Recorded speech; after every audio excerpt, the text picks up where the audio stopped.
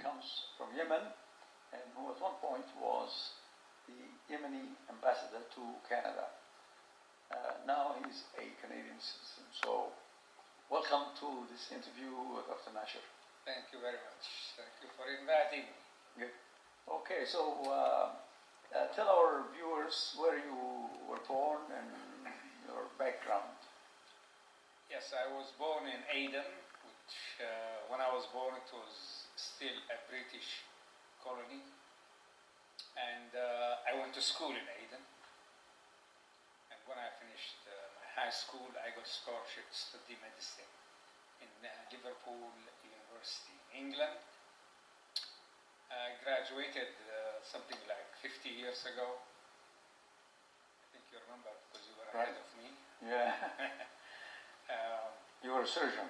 Yes, after I took my bachelor degree in medicine, I specialized in surgery and I got the fellowship of the Royal College of Surgeons from London and Glasgow, and practiced in the UK for a number of years in Liverpool and Edinburgh. And then I went back to Yemen to practice medicine and in Aden mostly, and then I moved to Sana'a in the late 80s of the last century, and we met there when we were both in the Faculty of Medicine. Yeah, exactly. And at one point then you went from medicine into politics. Yes. How's that? Well, it wasn't by choice, but I don't know, I was asked by the top authority in the country at the time to take the Ministry of Health. I didn't want it, but I couldn't say no. So I ended up the Minister of Health, being Minister of Health in 1997 for 4 years. Okay. And I tried to do my best there, but... Okay, but I think you managed to achieve lots of things, at least as far as public health is concerned and preventative medicine, right? Yes. Yes. Tell us about that. I think one of my outstanding achievements in the Ministry of Health, that within 6 months we came up with a strategy for health sector reform for Yemen, which was new to the country and to the region, and we got a lot of support from the World Bank and other donors. And the reform was to improve the services, to curb corruption, and to improve management. For this strategy, I got an honorary PhD from Southampton University in the year 2000. Great. And the other things that I really worked hard on is trying to improve the primary health care immunization. When I came to the ministry, only 30% of the Yemeni children were covered with the basic immunization program, the vaccines. By the end of my term, it went up to over 80%. And the third thing was eradicating polio, and we had 4 years of hard work in international, national immunization for all the children of Yemen, twice a year for polio immunization. And by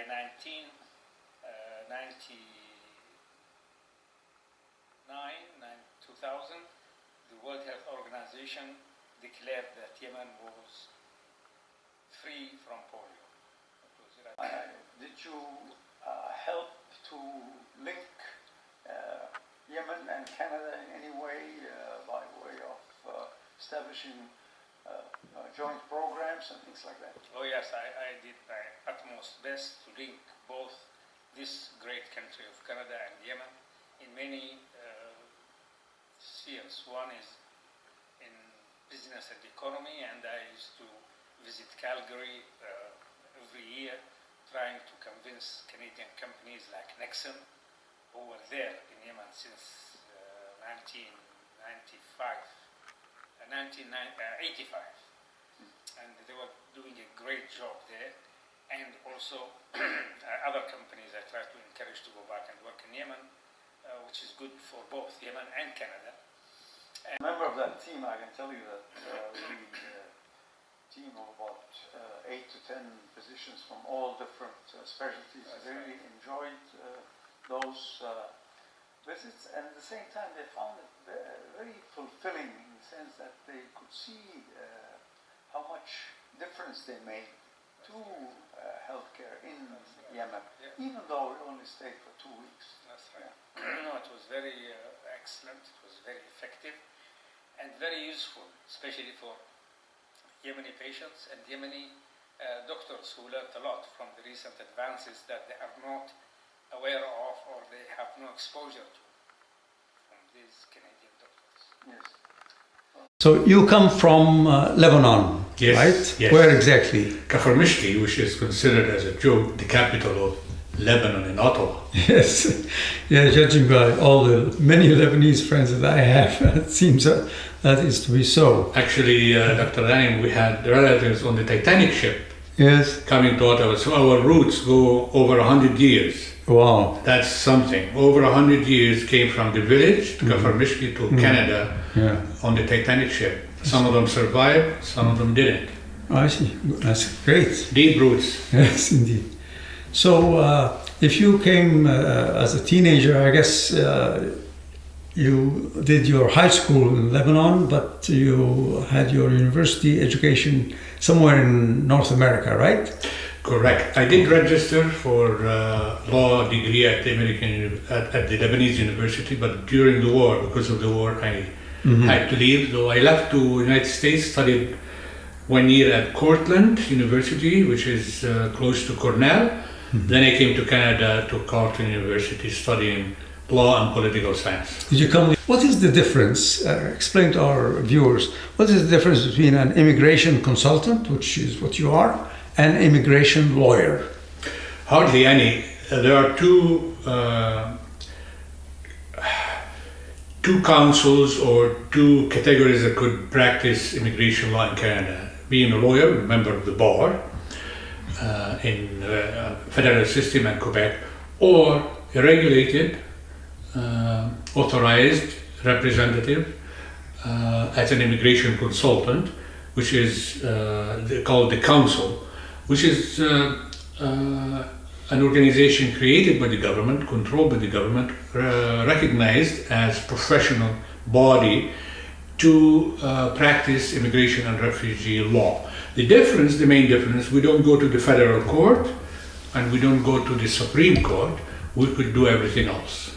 Tell us, starting with Lebanon. Well, Dr. Kaya Maghanim, I fell in love with writing when I was 16 or 15. I used to write letters to the editor for Al-Nahar, Al-Anwar newspaper in Lebanon. When I was 15 or 14, I remember. Wow. And I continued that till today.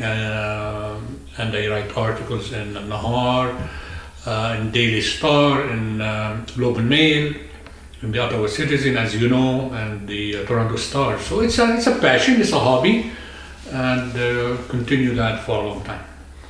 Yeah, but you do it regularly, so obviously the editors like whatever you write to them, so congratulations. Thank you. And you have also written a couple of books, one with me, Yes, a long time as ago. you know, we co-authored one with you, My Arab Spring, My Canada. That was our first baby. And I'm really was taken aback and pleased with the Kirkus Review. Yes. That we obtained. Kirkus Review is one of the most respected and prominent.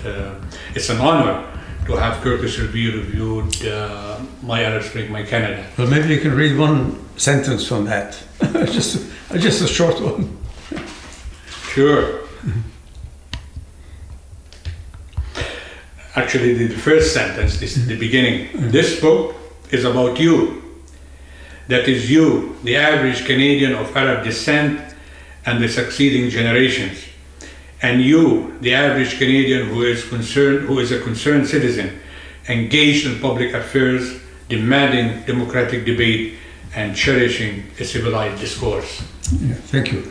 And your other book has really taken off, and you've sold many, many copies. I Yes, know this that. is Hostage to History. Yes, it's a lovely book. The culture collapse of the 21st century Arab world.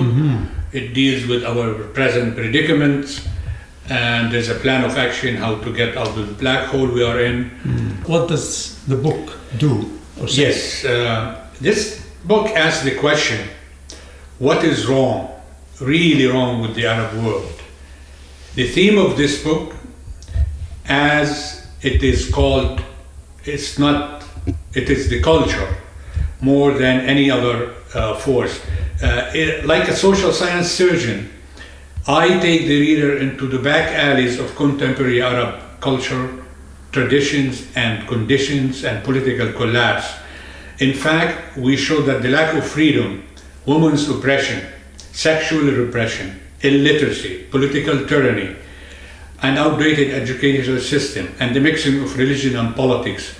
I then got accepted at the Children's Hospital in Montreal, where in 1966 I went there and finished 4 years of pediatric training.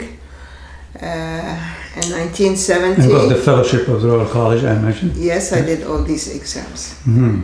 My husband also joined me in Montreal, and he had finished his training, so he was just doing his PhD with immunology related to kidney transplant, which was very new in this time. Then when we finished our training in Montreal, the people we were working with in Ottawa sent us a message to ask us if we'd like to come back to Ottawa to be on staff.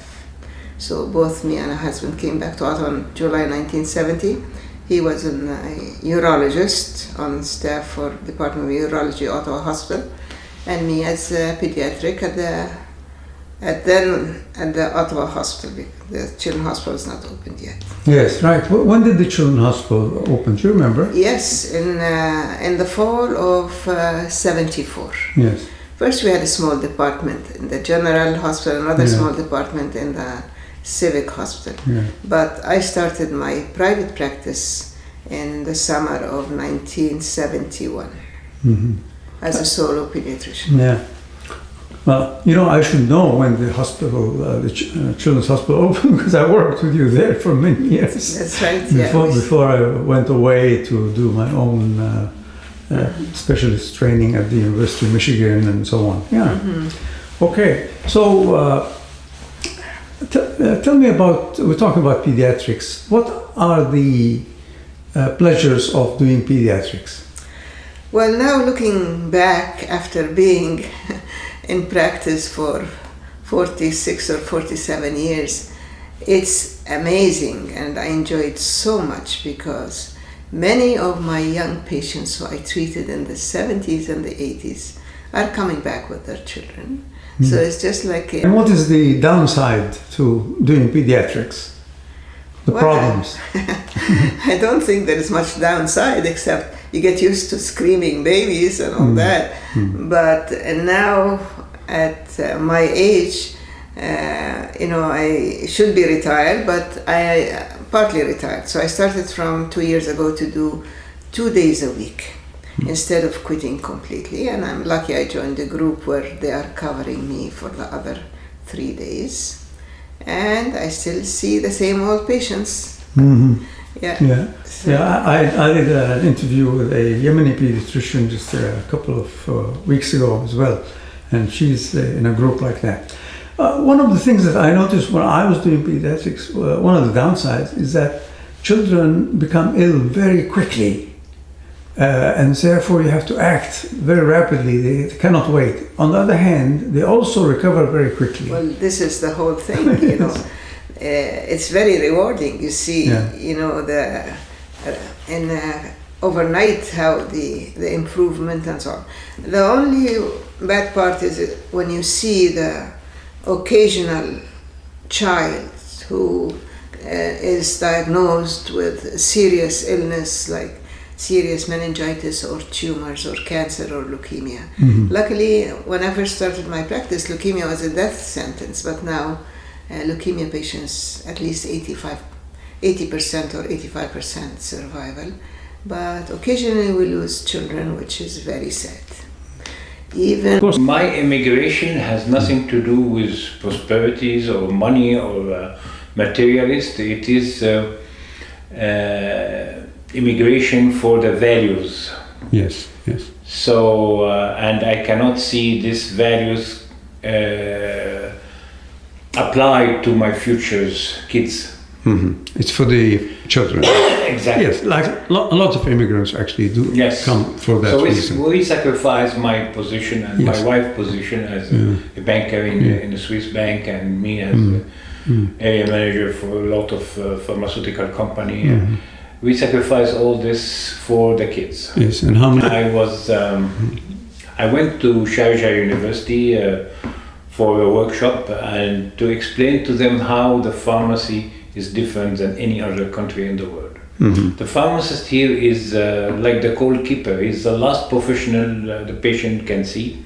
So he is responsible for any problems happen between medication interaction, health interaction with some medication, prescription medication. Like for example, if you have asthma and the doctor prescribes beta blocker, it will trigger the asthma. Right. And also the habit using some medication, they are addictive and habit using. So it's a protective for the health and the care of the patient. And he works with the doctor and the nurse to obtain a very positive result for the patient. This is my second book. It's a poet called Taranim. And I feel that as a treasure for the humanity and for everybody, books is more efficient and more staying in the memory than any article in any newspaper. Yes. Well, that's a list of my books. Very good. I've got already So you are about taking- 10 of them. Very good. Yes, Very some, half of them are in English and the other in Arabic. At one point, also, you and I both actually attended, dinners and gatherings of the Arab community, especially the Egyptian community, which is one of the largest in Ottawa amongst the Arab ones, apart from the Lebanese. And we would recite our poems. Right. Do you recall that, eh? Yes, I recall that. That's a long time ago. Yes. I used to answer you in poems. Yes. Yes, I did. I do remember it was about politics at that time. Do you have a poem there, a short one that you would like to Sure. recite? I give you the last one. I always say it, so it was in Arabic. By the way, also in the way now, my last book has been in French language. It will be Chansons d'amour. أغاني للحب, songs for love. But that's And- the title of a song in any case, isn't it? Yes. Chanson d'amour. Oui, Chansons d'amour. This is a really masterpiece. I did 5 years to have this book, and it will go back in the age of Lamartine and my best or my inspired Gibran, Khalil Gibran. Last thing I want to say, if you can translate it later, أنا شجرة أرز لبنانية، أنا زهرة لوتس مصرية، أنا ورقة ميبل كندية، أنا أصل جذوري عربية، أنا وطني هو الحرية، وديني حب الإنسانية.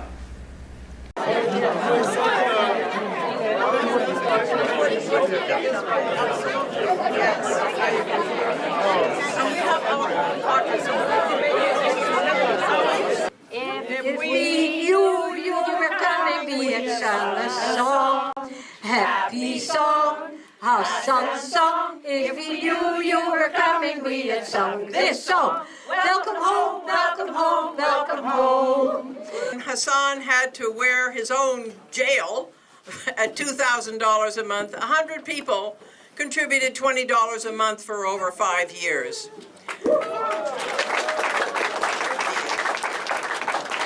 And then there's the support support committee, all of whom are here, or many of whom are here, some from as far away as San Francisco, others from Kingston, many of us from here. We Words.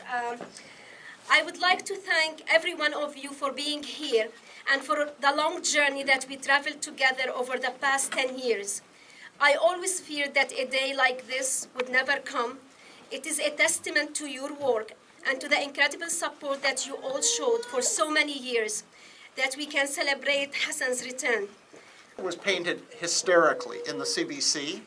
I'll never forget seeing it on the CBC that convicted Hassan before a trial.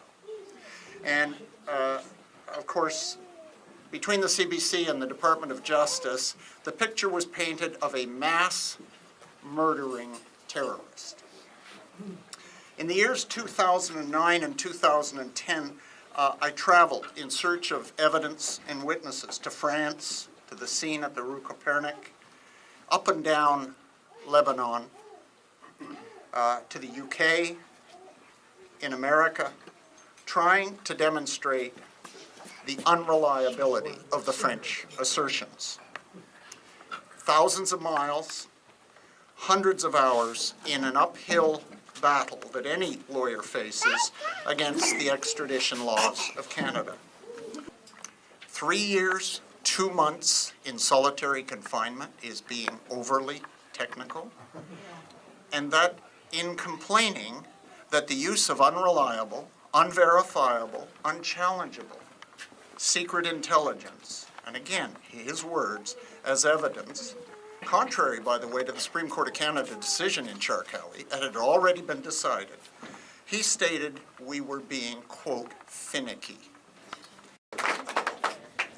And really a long, struggle, long ordeal. 10 years, maybe I feel like 100 years. And years, and they kept repeating the same facts. So it was a very big, really uphill struggle, simply because they had all the resources. We didn't have one country against us. We had Canada, France, Lebanon. They asked the Lebanese government not to release my own documents, university documents. The French authorities asked them not to release them. They didn't release them. So we couldn't see anything. How can you defend yourself when you have no access to anything at all? They were cheating. They were looking at our cards. We couldn't see anything from their cards. And they had the resources of 5 or 6 different countries, unlimited resources. And they had the media, they had everything. They told the stories the way they wanted to tell the stories. But they forgot one thing. And this is what made me here today, is people who were supporting me with the family. We had unlimited will. They didn't know that. And we won because of it.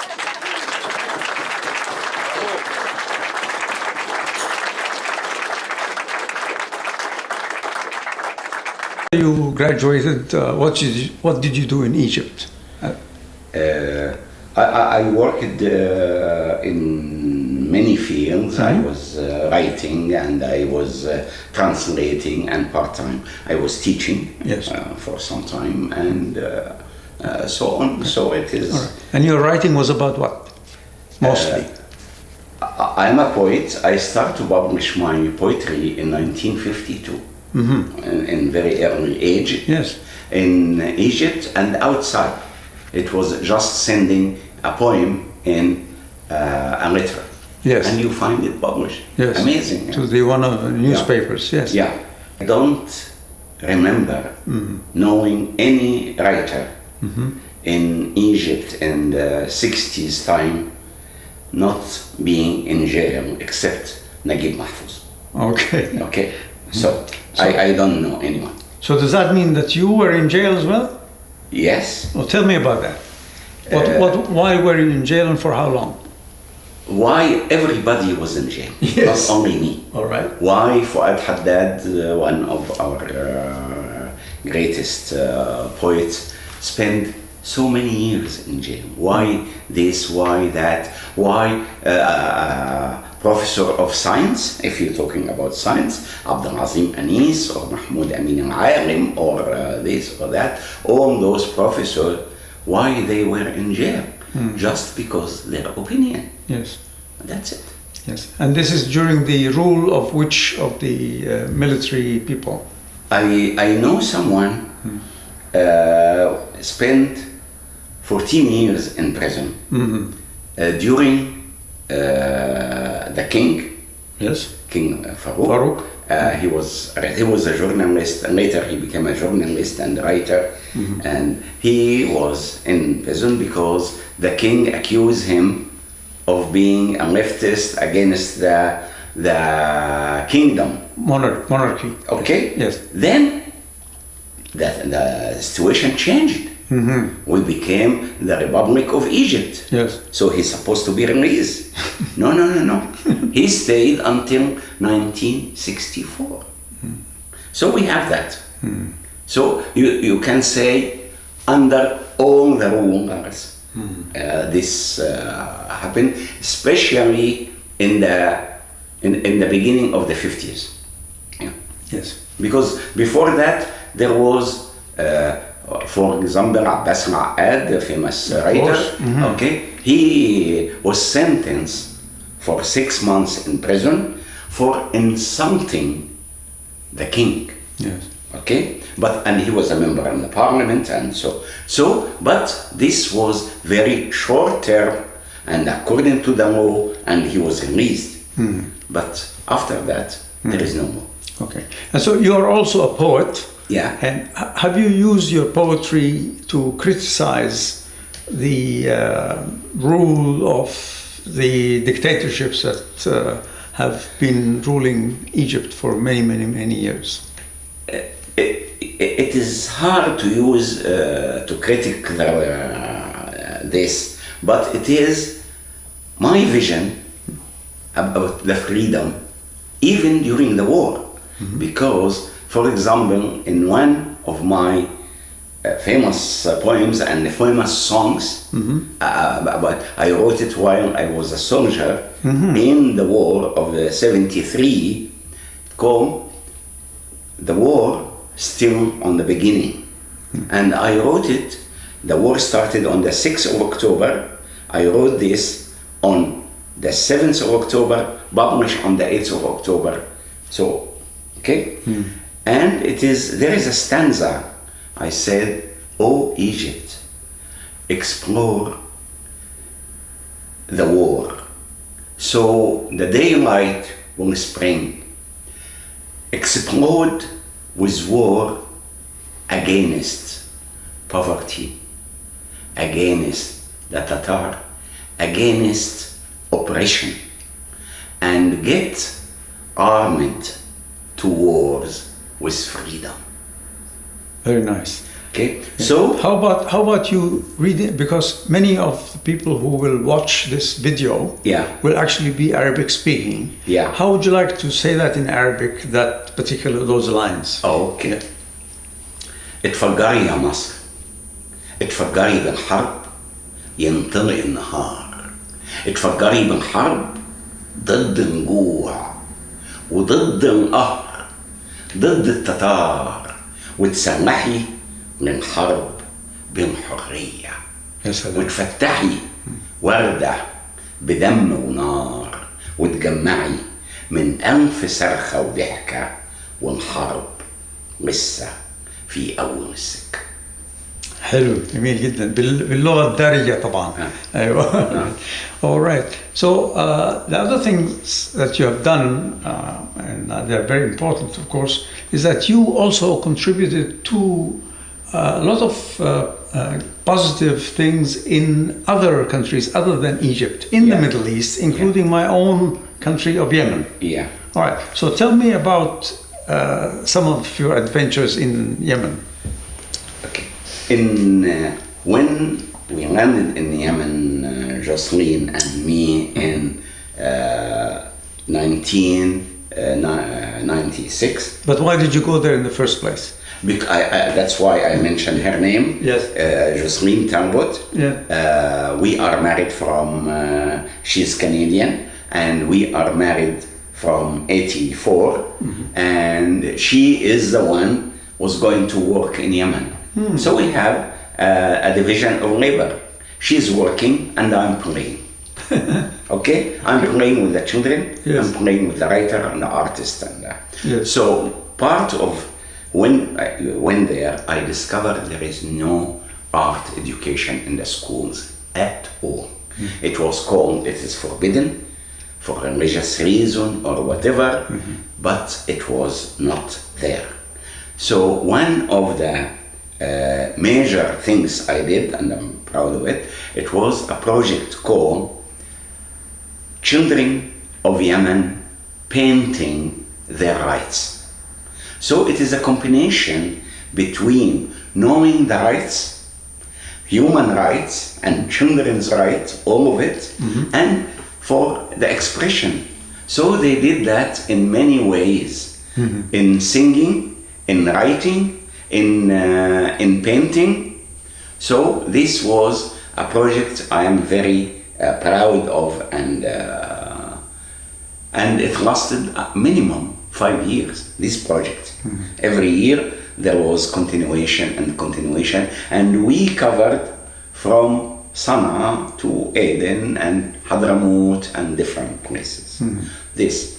If I can take another activity in Yemen, in the wonderful city of Shibam. Yes. There was a project to renovate that old city. So the best way to do the plan is to ask the people. Who can tell you the right answer? The children. So I organize workshops for teachers and workshops for the children, and divided the project to different phases. Number one, why you love your city? Why you love Shibam? This. Yes. And we took time on it and expression. The second part, what you don't like in your city, what things you need to disappear, and we took that part. The third part is what you want to add to the city. So this took. The fourth part was registration of the daily life as it is. How to make the tea, how to present the coffee, how to dance, how to do all that. The life inside the houses and so on. Then I came with a book called, of course we did exhibition and a book, but that book called Shibam in the Eyes of Its Children. In English or in Arabic? It was Arabic and English, and of course there is minimum 60 pages of painting. Yes. Okay? Yes. And there is the Arabic and English. That project was financed by a Dutch, German organization. So for the director, she has no money to print that book, but she did. And she got some copies and sold them in Germany. Yes. And collected the money, covered all the costs of that project. Then two people, one working in the old city of Aleppo in Syria, he got the copy of the book, contacted me in Yemen, and I did similar project in the old city of Aleppo. I worked with the children of Aleppo and the teacher for a long time until we came with a project. And who was paying you for that?